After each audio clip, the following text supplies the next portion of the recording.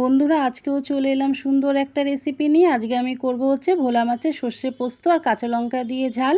তো চলো, এ দেখো কড়াইয়ের মধ্যে আমি সর্ষের তেল বসিয়ে দিয়েছি আর অফ ক্যামেরায় মাছগুলো ধুয়ে নুন হলুদ মাখিয়ে রেখেছি, সেটা তোমাদের সঙ্গে শেয়ার করিনি। কড়াইতে দিয়ে দেবো মাছ, অল্প অল্প করে ভাজবো, একসঙ্গে মাছ আমি বেশি ভাজতে পারি না। আর আমার সমস্ত বন্ধুদের জানাই অনেক অনেক ভালোবাসা। যারা আজকে প্রথমবার আমার ভিডিও দেখছো তাদের কাছে একটাই অনুরোধ করব, সুন্দর করে মন্তব্য করে আমাকে সাবস্ক্রাইব করে আমার বন্ধু হয়ে যাও প্লিজ। এ দেখো মাছ আমি দিয়ে দিয়েছি। আর বন্ধুরা তোমরা অনেকেই আছো যারা আমাকে সাবস্ক্রাইব করছো, আবার ধরো 1 ঘন্টা বা 2 ঘন্টা পর আমাকে আনসাবস্ক্রাইব করে দিচ্ছ। কেন এরকম করছো? করতে হলে দেখো তোমরা করে দিলে, যে নিজের যদি বন্ধু ভাবো, তাহলে সাবস্ক্রাইব করলে আবার তাকে আনসাবস্ক্রাইব কেন করছো?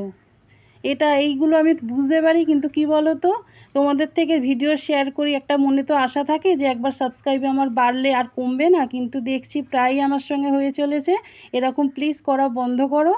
তো এই দেখো মাছ আমার প্রথমবারে ভাজা হয়ে গেছে, আর বাকি মাছগুলো এবারে ভেজে নেবো। এই দেখো অল্প অল্প করে ভাজবো। আর একটা কাটাপোনা মাছ ছিল, সেটাও এই ভোলা মাছের সঙ্গে মিশিয়ে আজকে আমি ঝাল করে নেবো। এই সর্ষে পোস্ত দিয়ে ঝাল যে কোনো মাছের দারুণ লাগে খেতে, তাই না বলো? এ দেখো মাছ আমার ভাজা হয়ে গেছে, এবার মাছগুলো তুলে নিচ্ছি। এই দেখো দেখালাম তোমাদেরকে। এবারে দিয়ে দিলাম যেটা আমি পেস্ট করে রেখেছিলাম, এর মধ্যে সর্ষে আছে, পোস্ত আছে, কাঁচা লঙ্কা আছে, দিয়ে ভালো করে মিক্সিতে করে নিয়েছি। নিয়ে কড়াইতে দিয়ে দিলাম, দিয়ে দেবো নুন, দিয়ে দেবো হলুদ, আর দিয়ে দেবো হচ্ছে অল্প একটু কাশ্মীরি গুঁড়ো লঙ্কা আর এমনি গুঁড়ো লঙ্কা। কাঁচা লঙ্কা দিয়েছি, তবু অল্প একটু কাশ্মীরি গুঁড়ো লঙ্কা দিলে কি রঙটা খুব সুন্দর আসে, সেই জন্য অল্প একটু করে আমি কাশ্মীরি গুঁড়ো লঙ্কা দিয়েছি। আর গোটা গোটা কাঁচা লঙ্কা চাইলে তোমরা দিতে পারো, কিন্তু আমার মেয়ের একটু ঝালের অসুবিধা আছে বলে আমি গোটা গোটা কাঁচা লঙ্কা দিইনি। এ দেখো কী সুন্দর তেল ছেড়ে দিয়েছে, দেখেছো? তেল কিন্তু দেখো বেশি দিইনি, আস্তে করে দিয়েছি। এবারে ভালো করে যখন তেলটা ছেড়ে গেল, তখন আমি পরিমাণ মতন জল দেবো, বেশি জল দেবো না। যেটুকুনি ঝোল তোমাদের প্রয়োজন সেইটুকুই দেবে, আমিও সেই বুঝেই দিয়েছি। এরপরে ঝোলটা যখন ফুটে যাবে তখন আমি মাছগুলো দিয়ে দেবো। এ দেখো ঝোলটা আমার ফুটতে শুরু করে দিয়েছে, এবারে আমি মাছগুলো দিয়ে দেবো। মাছগুলো বেশ কড়া করে ভেজেছি। এই দেখো এখনও জল আছে, জলটা এখনও শুকাবে, অতটা আমি ঝোল তো রাখবো না।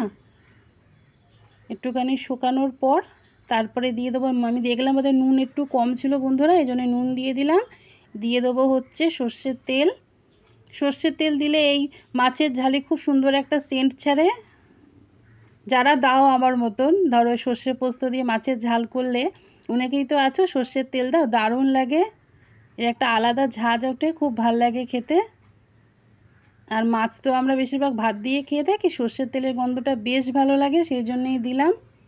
এ দেখো অনেকটা ঝোল কমে গেছে, আর একটু শুকনো হবে।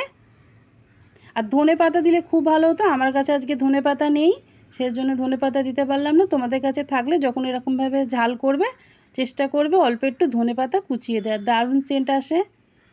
এ দেখো কালারটাও কতটা চেঞ্জ হয়ে গেছে, দেখেছো? পাশ থেকে তেল ছাড়লে আপনিতেই কালার চেঞ্জ হয়ে যায়। আস্তে করে দিয়েছি সিমটা। এ দেখো আস্তে করে দিলে তোমার অত নাড়ানাড়িও করতে লাগে না, আপনিতেই সাইড থেকে কী সুন্দর তেল ছাড়ে। এবার আমার হয়ে গেছে মাছের ঝাল, থালাতে আমি ঢেলে নেব।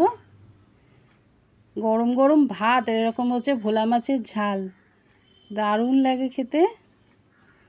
এই দেখো কেমন হয়েছে বলো, দারুণ লাগছে না বন্ধুরা? এই দেখো কি সুন্দর হয়েছে।